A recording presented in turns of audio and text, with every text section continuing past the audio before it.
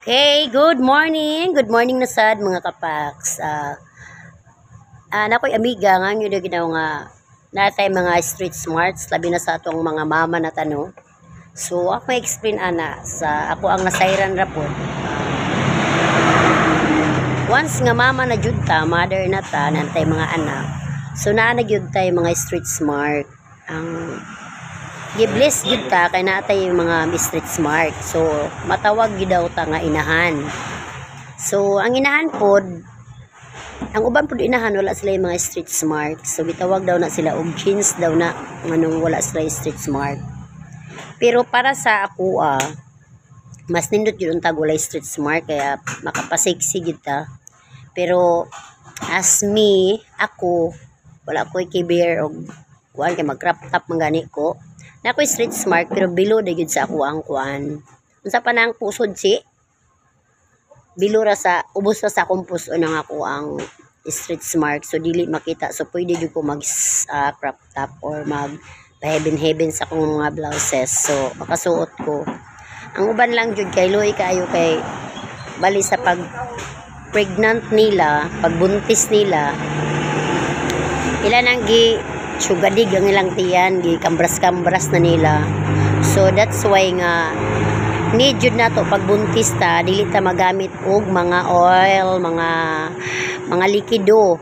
So pwede ra gyud ta nga manabon, maligo, maglimpyo lang gyud ta. So para siguro kunya ma-mind pud nato ba nga after sa atong pagpanganak pwede ta pa maka together na gyud po makapanibagong buhay na po sa usa ka babae nga walay anak nga gisapwang sa tiyang. So nga na so carry ra man gyud kaayo ang kanang naay mga street smart sa tiyan. Ang problema lang gyud kay para sa ako may ra gyud pong naa kay ngano na ako street smarts na ako barikos may ra gyud oy kay og wala pod na amot na lang grabe gyud siguro ko ka pasiksi no.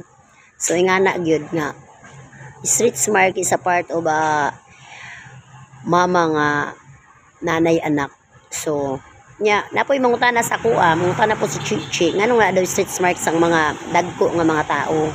So ani man gud na base sa imuhang pagkuan nga buntis ni inat ka, so magka street smart ka. So ang bata pod or ang tao if mudako so naagad siya street smart tabi na mangalot siya. So dili lang yun ingon nga nagbuntis ka, nagka street smart ka, pwede gid pod sa mga lalaki or mga bata nga dumadako, no?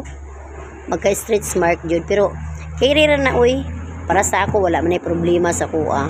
Labi na ron nga naatay science no, naatay technology nga makapawala na or lack of money pwede ra nimo patatuan ana ba. So nga na akong gibuhat sa akong abang part sa akong lawas na yung mga tattoo kay na something yun na varicose pero wala na yun ako gigo ang kanang mga varicose nga medyo dako-dako no kay bawal basig maigo ang mga veins na to. So nga na okay ra kiri ra kaayo gyud og na street smart sa lawas kiri ra depende ra gyud na sa imo ang paghandle. Pwede ra jud ka magpasiksi or something like that ana pwede jud ka magtupis everywhere maligog dagat basta kiri lang gyud nimo di ka maulaw sa katiling banso. Ingana lang. Carry on and go on. Go for your daily life. Ana lang good. Di lang kita maulaw, di ba? Kaya ako wala jud koy ulaw. Mas more fun in nung naagyoy napata karon, napatay life, napatay hininga nga gibuhat gigamit karon. So ingana lang. That's all for today. Good morning. Bye mga kapak. Hello. Good morning, kita-kita kids.